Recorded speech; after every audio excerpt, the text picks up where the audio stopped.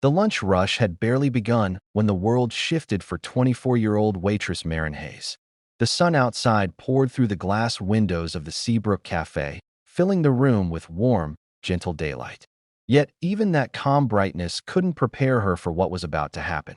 Marin had no idea that by noon, a billionaire would collapse in front of her, a grandmother would cling to her like a long-lost child, and her entire life, her past, her present, her future, would twist into something she never saw coming. Before we dive into this emotional journey, if you believe in kindness, second chances, and unexpected miracles, please take a moment to like, comment, share, and subscribe to Good Deed Stories. It helps these heartwarming stories reach more beautiful souls like you. Marin's morning had begun like every other. She tied her faded blue apron, tucked her wild chestnut hair behind her ears, and forced a smile that never quite reached her eyes. She worked double shifts almost every day, earning barely enough to cover rent for the tiny room she rented downtown. Her life had been one long stretch of survival since she aged out of foster care at 18. No family, no safety net, no one to lean on. Just her and the long road she trudged alone. But despite everything, Marin carried a softness inside her that refused to die. She spoke gently, smiled warmly, and treated every customer as if they mattered. Maybe it was because she'd spent her whole life wishing someone would look at her the same way. Late morning sunshine spilled across the cafe floor as an elderly woman slowly walked inside, adjusting the pearl brooch pinned to her floral shawl. Her name was Alma Whitford, though Marin didn't know that yet.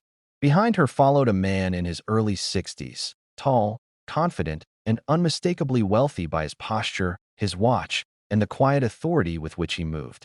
His name was Rowan Whitford, chairman of Whitford Industries, a man whose face appeared in business magazines more often than on family walls. Still, the lines on his face suggested burdens deeper than any headline. They were grandmother and grandson, yet the emotional gap between them felt wider than oceans.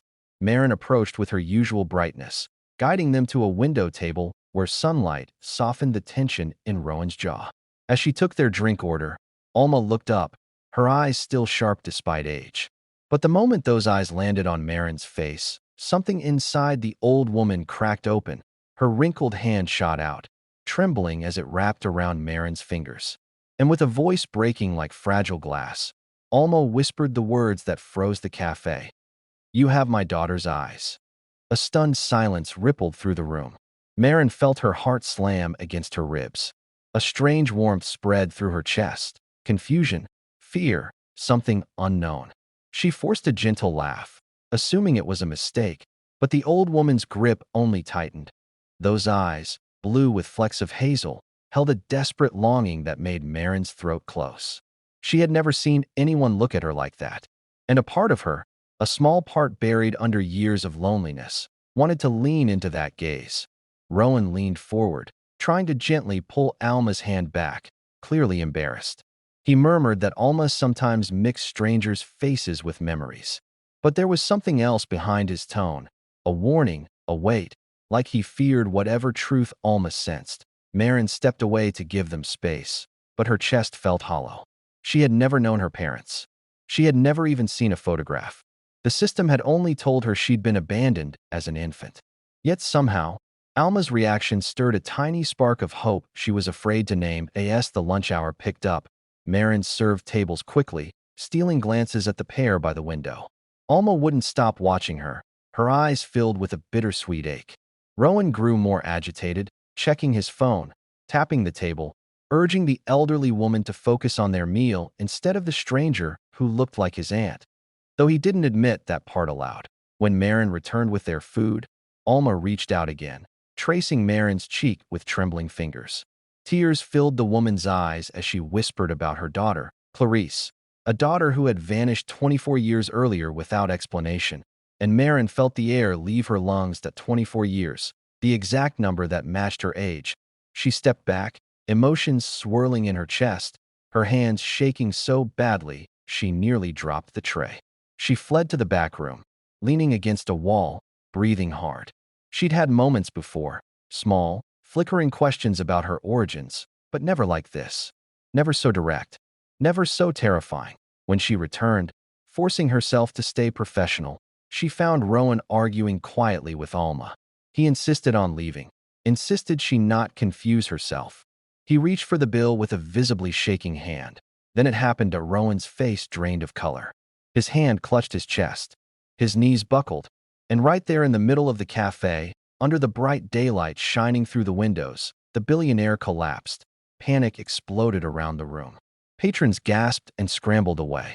Alma screamed his name, her voice slicing through the air.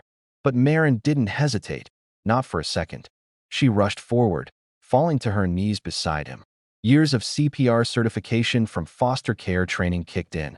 She pressed down firmly on his chest, counting under her breath as tears blurred her vision. "Stay with me," she begged in her mind, even as she worked, even as her heart pounded like thunder.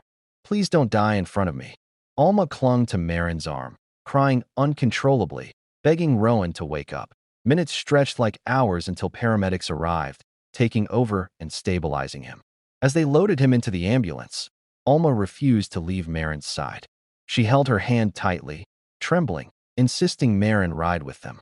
Something in the old woman's desperation made it impossible to say no to the hospital. Under sterile lights and nervous silence, Rowan survived. His collapse had been triggered by severe stress and untreated heart strain. Doctors said he was lucky. Moments later, it might have been fatal. While Rowan rested, Alma sat beside Marin in the waiting room, holding her hand and explaining everything she'd kept buried. Clarice, Alma's daughter, had become pregnant young. Rowan's father, strict, cold, obsessed with reputation, had forced her into hiding, making sure the child would never be part of the Whitford legacy. One night, Clarice left with the baby and vanished. The family searched for years but never found her. Alma never stopped looking. Rowan, only a child then, grew up knowing he had a missing cousin out there somewhere. And now, sitting across from her, Alma was certain she was looking into that very cousin's eyes. Marin couldn't breathe. She wanted to believe it, wanted it more than anything. But she couldn't let hope destroy her again if it wasn't real. She told Alma she needed proof, not feelings. Alma agreed. The next day, after Rowan regained consciousness, the three of them, Rowan pale but alive, sat together in a hospital garden washed in gentle midday sunlight. Birds chirped. Nurses walked by. Yet the air felt electric, heavy, sacred. Rowan seemed reluctant but eventually agreed to a DNA test. Marin spent the following days barely sleeping, barely eating, barely holding herself together. She worked her shifts at the cafe as usual, though every customer seemed blurry. Every moment weighed with uncertainty. On the morning the results came, Rowan and Alma walked into the cafe again, sunlight framing them like a painting. Marin froze behind the counter, her hands trembling. Alma approached first, tears filling her eyes before she even spoke. Then Rowan, with a vulnerability she'd never seen, held out an envelope, and when Marin opened it, everything inside her shattered into something new. The results were positive. She wasn't just someone. She wasn't abandoned. She wasn't forgotten. She was family. Rowan, a man who had built empires, broke down crying as he embraced her. Alma held Marin's face as if afraid she might disappear again. And Marin, for the first time in her life, allowed herself to collapse into someone's arms. She had a grandmother. She had blood. She had a name that connected her to the world in a way she'd always dreamed of. And Rowan promised, softly, sincerely, that he would make up for every lost year. That sunny afternoon, standing among cafe tables and the smell of fresh bread, Marin Hayes' life turned toward a future she never imagined. If this story touched your heart, please don't forget to like, comment, share, and subscribe to Good Deed Stories. Your support helps these emotional stories reach more people who need a little light. And before you go, comment one thing you're grateful for today. You never know who your words might inspire.